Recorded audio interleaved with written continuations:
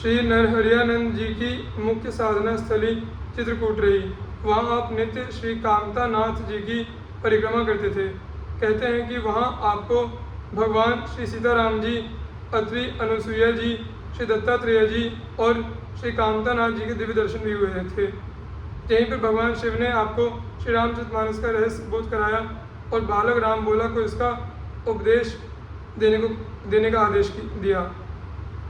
वही राम बोला आगे चलकर गोस्वामी श्री तुलसीदास जी के नाम से विश्व विख्यात हुए। आपकी श्री अनंत तत्वामृत एवं श्री नाम प्रताप नामक 2 रचनाएं प्रसिद्ध हैं। श्री पद्मनाभ जी, नाम महानिधि, मंत्र नाम ही सेवा पूजा, जब तब तीरथ, नाम नाम बिन और न दूजा, नाम प्रीति नाम बैर, नाम कही नामी बोले, नाम अजामिल साखिस नाम बंधन ते खोले, नाम अधिक रघुनाथ ते राम निकट हनुमत कहो, कबीर कृपा ते परम तत्व पद्मनाभ परचो लयो। श्री कबीरदास जी की कृपा से श्री पद्मनाभ जी ने परम तत्व श्री नाम महाराज के महात्म्य को भली प्रकार से जाना। श्री भगवान नाम ही आपका परम धन था। श्री नाम को ही आप महामंत्र मानते थे। श्री नाम की ही आप सेवा पूजा करते थे और नाम जब कोई भगवान की सेवा पूजा समझते थे तथा नाम जब कोई समस्त जब तब तीर्थादि साधन समझते थे। श्री नाम के अतिरिक्त अन्य साधन साध्य कुछ भी नहीं जानते थे। वे नामानुरागियों से प्रीति करते थे तथा नाम से विमुख जनों एवं विरोधियों से वैर करते थे। इनका विश्वास था कि भगवान का नाम चाहे प्रेमपूर्वक लिया जाए चाहे वैरपूर्वक, दोनों प्रकार से ही नाम लेने पर श्री नाम महाराज इसका कल्याण ही करते हैं। ये श्री नाम को ही नामी अर्थात परब्रह्म परमात्मा कहते थे। इनका दृढ़ विश्वास था कि श्री भगवान नाम ही जीव को भव बंधन छुड़ाने वाला है। श्री नाम महाराज के इस परत्व के साक्षी श्री अजामिल जी हैं। श्री राम नाम तो श्री राम जी से भी बड़ा है, यह बात श्री हनुमान जी ने श्री राम के सम्मुख ही कही है। श्री पद्मनाभ जी का संक्षिप्त परिचय इस प्रकार है। श्री पद्मनाभ जी श्री कबीरदास जी के शिष्य थे। गृहस्थ आश्रम में आपको शास्त्रार्थ करने तथा दूसरे पंडितों को पराजित करने का व्यसन था। बड़े बड़े विद्वान पंडित भी आपसे शास्त्रार्थ करने में घबराते थे। आप जब कहीं शास्त्रार्थ करने जाते तो आपके साथ बैलगाड़ियों में भरकर आपकी पोथियां चलती और साथ में अनेक विद्वान पंडित चलते। ये जहाँ भी पहुँच जाते विजयश्री इनके चरण चूमती। अधिकांश पंडित इनकी कीर्ति सुनकर ही बिना शास्त्रार्थ किए विजय पत्र लिख देते थे तथा जो शास्त्रार्थ करते भी थे उन्हें अविलंब ही हारकर विजय पत्र लिखना पड़ता। इस प्रकार देश के कोने कोने से पंडितों द्वारा विजय पत्र लिखवाते हुए श्री पद्मनाभ जी काशी आए। यहाँ भी इन्होंने पंडितों को शास्त्रार्थ के लिए ललकारा कि या तो यहाँ के विद्वान मुझसे शास्त्रार्थ करें या विजय पत्र लिख कर दें।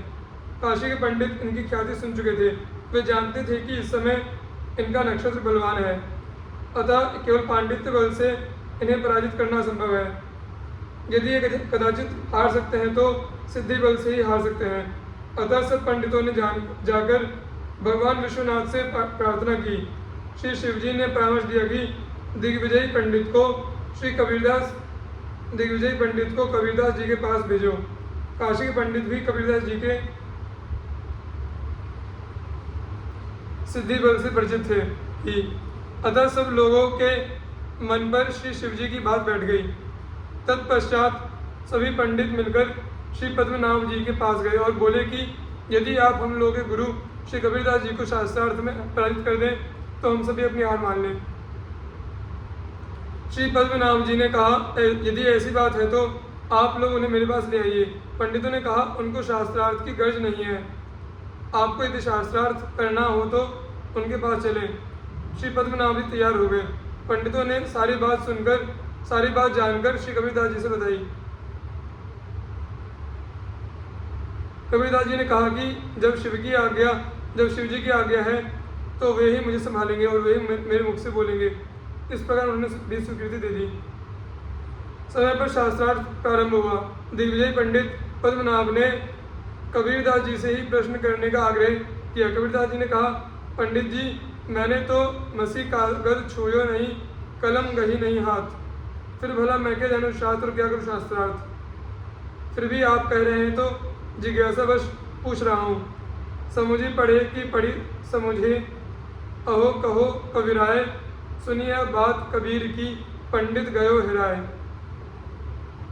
श्री कबीरदास जी सिद्ध संत थे, उनकी वाणी प्रासादिक थी। उनके कान में पड़ते ही दिग्विजय पंडित के अंतरचक्षु खुल गए। उन्होंने बड़ी विनम्रतापूर्वक कहा, महाराज मैंने तो ना समझकर पढ़ा ना पढ़कर ही समझा। अब आपकी कृपा से समझा कि हमारा सब पढ़ना लिखना व्यर्थ रहा। पढ़ने का जो वास्तविक तात्पर्य है उसे तो मैंने समझा ही नहीं, केवल वाद विवाद में उलझकर स्वयं संतप्त हुआ और दूसरे को संतप्त किया। अब तो दिग्विजय पंडित पद्मनाभ जी पश्चाताप करने लगे। उन्होंने उसी क्षण निश्चय किया कि अब मैं कभी शास्त्रार्थ नहीं करूंगा। साथ आए पंडितों को बैलगाड़ी पर लदी पुस्तकों के साथ उन्होंने वापस कर दिया और स्वयं कबीरदास जी की शरण ली। पद्मनाभ जी में पांडित्य और पात्रता तो थी ही, अहंकार की भी निवृत्ति हो ही गई थी। अतः कबीरदास जी ने उन्हें श्री राम मंत्र की दीक्षा दे दी। श्री पद्मनाभ जी का अब तो जीवन ही बदल गया था। निरंतर नाम जप करते भगवान की मानसी सेवा करते। कहते हैं कि एक दिन आप प्रभु की मानसी सेवा कर रहे थे। भावावेश में सभी व्यंजनों के नाम ले लेकर प्रभु को नैवेद्य लगा रहे थे। उसी समय एक सज्जन वहां आकर खड़े हो गए और उनके क्रियाकलापों को देखने लगे। उनके मन में इतना इस बात का बड़ा कौतूहल हो रहा था कि बाबा जी नाम तो 56 प्रकार के व्यंजनों का ले रहे हैं और है कुछ भी नहीं। थोड़ी देर बाद उन्होंने आपको प्रणाम किया तो आपने उसी भावावेश में उन्हें प्रसाद दे दिया। उन सज्जन को यह देखकर बड़ा ही आश्चर्य हुआ कि प्रसाद में वे सारी वस्तुएं हैं जिनका श्री पद्मनाभ जी द्वारा नाम लिया जा रहा था। एक बार की बात है, काशीपुरी में निवास करने वाले एक सेठ को असाध्य गलित कुष्ठ हो गया था। ऐसी स्थिति में वह श्री गंगा जी में डूबकर मर जाने का संकल्प करके डूबने को चला। उस समय उसके साथ लोगों की बहुत बड़ी भीड़ गंगा तट पर एकत्रित हो गई थी। संयोगवश श्री पद्मनाभ जी उधर से ही जा निकले।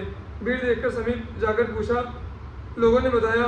तब इन्होंने कहा कि उसे पकड़ो, डूबने मत दो, उसे शरीर से बंधन खोल दो तथा उससे कहो कि वह श्री गंगा जल में स्नान करे।